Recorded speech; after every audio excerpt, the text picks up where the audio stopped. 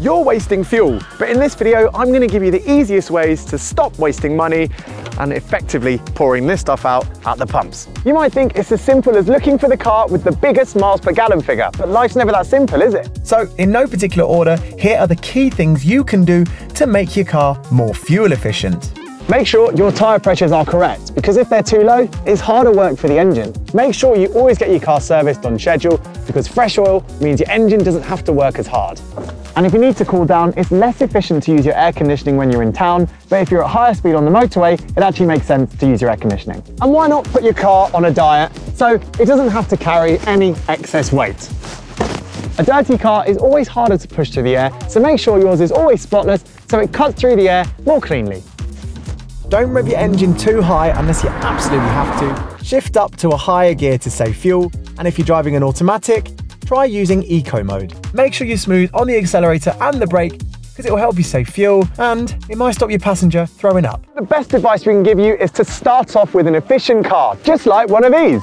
So let me help by explaining to you how each of these cars helps to save you fuel in its own special way, starting with the weirdest one of the bunch, the Dacia Sandero Stepway Bifuel. This Dacia is very unique in how it saves you money, because it uses two different types of fuel, one or the other.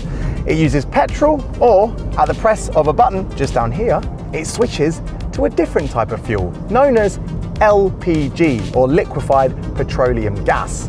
And the key thing about that stuff is, it's about half the price of petrol. It feels exactly the same to drive, no matter which type of fuel you're using. Now you might be thinking, where can I get this magical LPG? Well, they're most commonly seen at petrol stations next to the side of busier roads. Take dual carriageways, for example, or motorways, and that's because this fuel is most popular with longer distance drivers for obvious reasons. And that leads us to the downside of going for this type of car, and that is that while you can use both fuel types, if you really want to make the most of its cheapest option, that LPG, well, your options for fuel stations are relatively slim. If you live in an area where they're densely packed, great, but if you're not, well, you might have to travel a bit further to find one, and that sort of defeats the point. You actually get better fuel economy, it should be said, when you're running in petrol.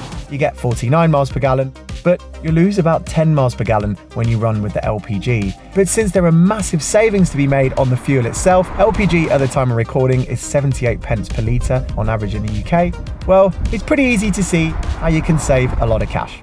Alright, that's very sensible, but next we've got a Ford Fiesta which uses electrified tech to cut fuel and make driving more fun. Now this Fiesta is the chicken korma of hybrid cars, in that it's a mild hybrid, because it's got a little electric motor which helps the 1 litre petrol engine both be more fuel efficient, this thing will easily get 50 miles per gallon, and also feel a little bit more muscular. And I can demonstrate that now. If I put the car into top gear at 35 miles per hour, we're now doing 1,500 revs, but if I put my foot down, it picks up nice and smoothly. A small engine like this would normally really struggle with that ask, but not when you've got a bit of chicken korma under the bonnet, or a mild hybrid. Also cool is the way the Fiesta's mild hybrid system can capture energy that would otherwise be wasted when you slow down or brake, so it can help to power the electric motor with free energy. Nifty. Okay, well that's clever electrification tech from the Fiesta, but next, things are a little bit simpler and a lot smaller, because this is the Smart Fortwo. Now the way this smart car saves fuel versus those other cars is a bit simple, but no less effective, because the smart car weighs a ton, so it's very light. Plus, it's rear-engined, just like a 911, and that means it has a very small distance between its back-driven wheels and that motor, so all the parts joining together are very short and therefore very light. You don't see many of these Smart Fortwos on the motorway, and that's for good reason. It's because the engine is working probably a little bit too hard to keep up with motorway traffic. That means it's not at its most fuel efficient. These are definitely best when they're driven in town, so if you're an urban driver, this is the fuel efficient car for you. Next, we've got the Mazda 2, which does things a little differently, but is no less effective at helping you save money.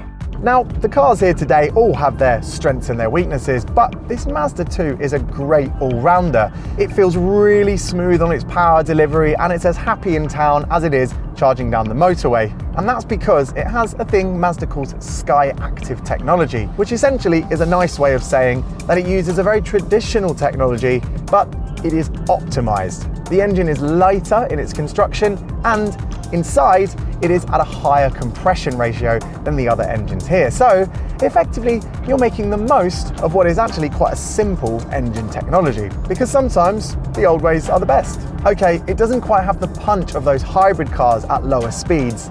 You have to work this engine a little bit harder to get the best from it, but it's still very efficient all the time. The title for the most efficient car here goes to the Toyota CHR, which uses a clever mix of technologies to save fuel without much fuss.